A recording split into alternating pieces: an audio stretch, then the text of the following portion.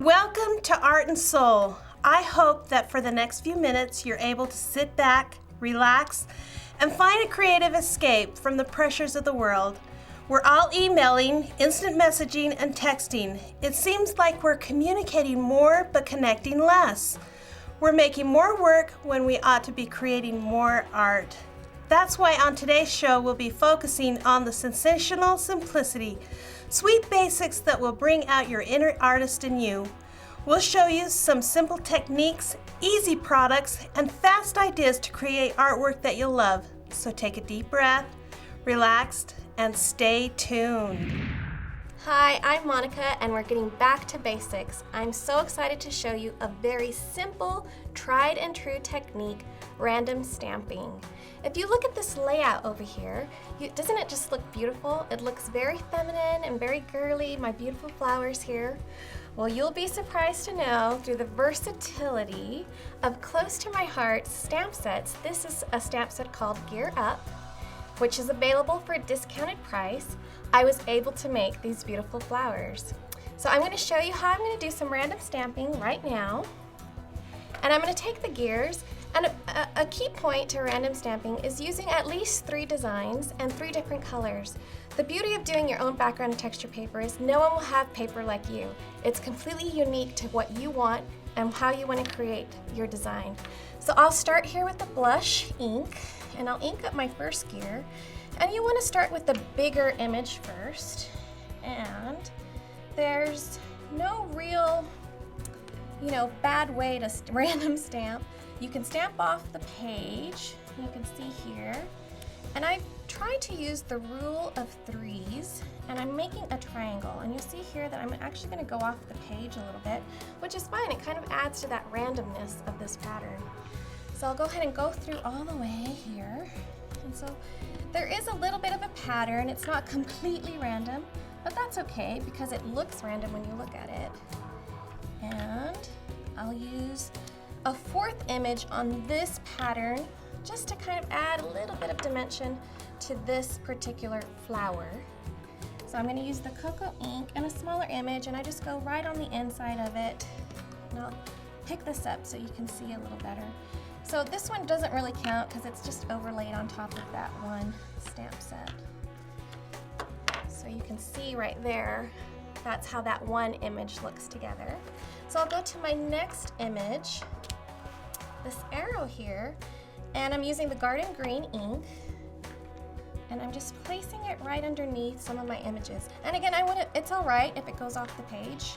It just adds to the character of my pattern. And for my last image, I'm going to use the sorbet. And this is just a filler. It's the small image, and I can just go there. And I'm looking at making the triangle image again. So we've got 1, 2, 3. So I'll continue with my filler stamp, and it's the small gear or my small flower. And you can see that the image, there are 3 in a pattern, and I've tried to follow the triangle pattern.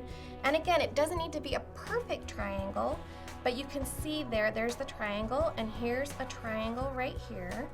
And that just helps to keep the pattern flowing.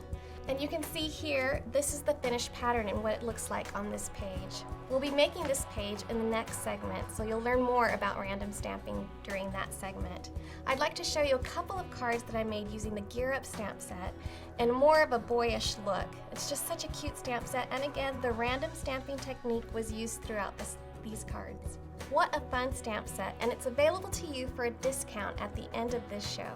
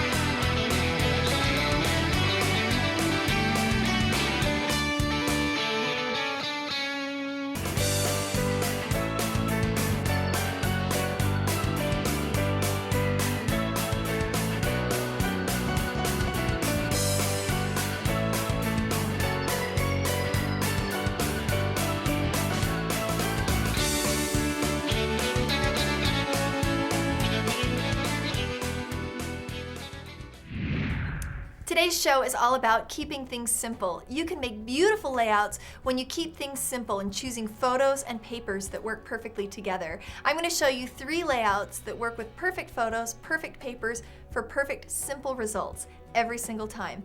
First off, I've got this adorable corn maze layout. You can see in my photos, always start by looking at the colors of your photos first. Colors of photos here, I've got a lot of denims and jeans, and I've got a lot of green in my background, so I really wanted to pull out that outdoor denim. You can see I've got some outdoor denim cardstock here. Look at my background and texture papers that I've chosen as well. For those of you who know Close to My Heart kits, you know that this is from the Backcountry kit. Now this has nothing to do with camping. Doesn't matter, because you're going to make your own theme by pulling out those proper colors. So I've used the Backcountry papers and still made it a very fall outdoor kind of look by emphasizing that outdoor denim. Now let's look at another one of our layouts. Here, got one of my favorite little boys, Robert. Now in this particular one, I want to show you the original photo here that I've used in color as well. Look at Robert and some of the prime colors that are going to jump out at you. He's wearing kind of a dusty olive jacket. We've got some sort of mustard yellow going on here and some very neutral colors. We've also got kind of the burnt auburn of his hair. It was important to me to pick up those colors. So for this Disneyland layout, I used the Moondoggy kit. Really emphasizes his colors. Now look at some of the other photos that I wanted to go with in this layout in the coordinating page. There I've got some crazy purples, some crazy greens. To keep the focus on Robert, I chose to make these all in sepia tone. It's a great tip to make sure that you really emphasize just one photo. Now, for my last layout, I want to show you my Little Miss layout. I don't know whose little girl this is, but she's absolutely adorable. Here again, I started with a favorite photo. You'll notice in this photo, she's wearing a Halloween shirt. Now I could have chosen some Halloween themed papers, but it was really my goal to keep the emphasis on this adorable little miss. As such, I chose to make her black and white, because in this case, I wanted to use the Emporium paper. Sometimes we have a paper pack we love so much, we don't care what colors our photo's in. In this case, to really make your photos pop, do what might be counterintuitive. Make them black and white or make them sepia. You'll be surprised how you really put the emphasis on your photos. Those are just a couple of tips to help you keep it simple and help make your artwork the star of every layout. Hi, I'm Tiffany, and I'm here with Stacy. Hi. And today we'll talk to you about the adhesives that Close to My Heart offers. The ones that we'll be discussing are permanent, archival safe, but they all have a different purpose. Let's first talk about Bonding Memories glue. This glue is great for paper-to-paper adhesion. It also comes in 2 sizes, and it's very inexpensive. Let me show you how this works. I'd love to see that. The Bonding Memories glue pen, it does start out white. However, to get the flow of glue going, you just pounce it on your desk pad, just a little bit like that, by applying some pressure. And if you notice on my layout here, I have one paper piecing stripe on my sail that needs to be finished. Oh, you're missing something, yeah. So what I'll do is this Bonding Memories glue pen will allow me to place the glue exactly where I need it. And then I'll place it right onto my layout. I'll put it right here. And the other thing that's great about Bonding Memories glue is that you're able to reposition things if it doesn't quite go right the first time. Oh, nice. Isn't I that need that great? all the time. I know. That's great. The other adhesive that is one of my favorites is foam tape, and it comes in 2 different sizes, and I've used that here on my titling piece. It really adds dimension and makes things pop. So it comes in an easy-to-use roll. All you have to do is pull it, measure, cut, and apply. It's so simple. That is simple. That is Isn't nice. it? My other favorite is Tombow. Now, although this might be a little bit more expensive than the Bonding Memories glue, it is well worth the price. It's so convenient because you've got a shell that you can reuse over and over again just by purchasing the refills for it. And I've used that on the majority of my pictures here, as well as my journaling strips on my second page. What are some of your favorites? I brought a couple of my favorites with me, and I bet you'll recognize this one. This one's liquid glass. I do. Don't you love it? Yes. This one's great because it has a couple different purposes. You can use it to add a little bit of shine and dimension to any of your artwork. Plus, like we're talking about today, it's a great, great adhesive. It's really strong. I tend to grab it a lot. Take a look at this very nice fine tip that you've got here. You can apply things in really precise locations and get into all the nooks and crannies as you need to. And look in the bottle. Can you see how it's kind of cloudy? It is kind of cloudy. It comes out that way so you can see exactly where you're putting the glue or the liquid glass, and then it dries clear so you don't have to worry about it at all. Oh, that's nice. One of the great things that it does is it actually works really well with fibrous materials So felt shapes, paper flowers, things like that. Do you have anything that you could show us? Oh, I do. I'm so glad you asked. Take a look at this darling little card. I've got a fun little felt-shaped flower right here. And I'm just gonna go ahead and apply a little bit of the liquid glass to it. And then, see how it comes out a little bit cloudy? Yep. Because it's a liquid, it also, if you don't put it down in the exact right spot the first time, you can pick it up and move it. And then it just takes a minute to dry and you're all set. And it does become permanent. Isn't that nice? Forever and ever. I do love that. Let me show you another one of my favorites. Have you used these before? I have. I love glue dots. They're great. And it's exactly true to its name. It's a dot of glue. And it's a really strong glue as well, but it works great for projects that you have big embellishments on. They're a little bit heavier and bulky that other adhesives don't necessarily hold them down as secure and safe. This bonds instantly and works really well. Let me show you one. Oh, great. I have a fun little button, which is kind of a big bulky item or a bulkier item. This And I one's see that teeny, you've pre-threaded but it. it's heavy. I have pre-threaded it with floss, and I'm going to just take a piece of that little glue dot right off, and I'm just going to pull it right off the carrier sheet. Oh, how and simple. now I don't have to tie a knot on the back of that because that little glue dot works just like a knot would for that. I'm going to trim off that extra floss and then adhere it right to the page like that, and it lays flat because if there was a knot on the back it wouldn't necessarily lay flat. And look how easily it holds. It's so secure That and looks strong. fantastic. Isn't that fun? Yes. It was fun to use a couple of different glues to make sure that that came together so fast. That's great. You know, now that we've talked about all these different glues, which one do you think you're going to get first? Well, I think to make my project sticks, I'll need one of each. I think you're right. You may have noticed that I'm not surrounded by fabulous art to end today's show. I genuinely love sharing artwork and ideas and even a few personal stories at the end of each Art and Soul because scrapbooking and stamping are such an important part of my life. But keeping with today's theme of simplicity, I wanted to focus on the most important part of my life, the people who are in it. These are my reasons for scrapbooking. These are my family, my friends, my coworkers who have become my extensions of my family. They are wonderful, crazy, inspiring, kind, and a loving circle that I am blessed to know. I love being creative, and scrapbooking is definitely a passion, but I also know that these people are my first priority. I hope that each time you create a new scrapbook layout, you think of the people behind the layout. Keep your layout simple, keep the focus on the people, and everything you create will surely be a work of art. And remember, whatever you create, make it from your heart. Get a great price on the stamp set featured in today's show.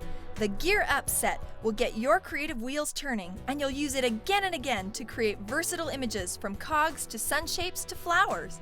Buy it today for just $16 US or $20 Canadian through August 31st, 2009. To receive the special price, you must place your order on your consultant's MyCTMH site and use item number AS1015. Thanks for watching Art and Soul.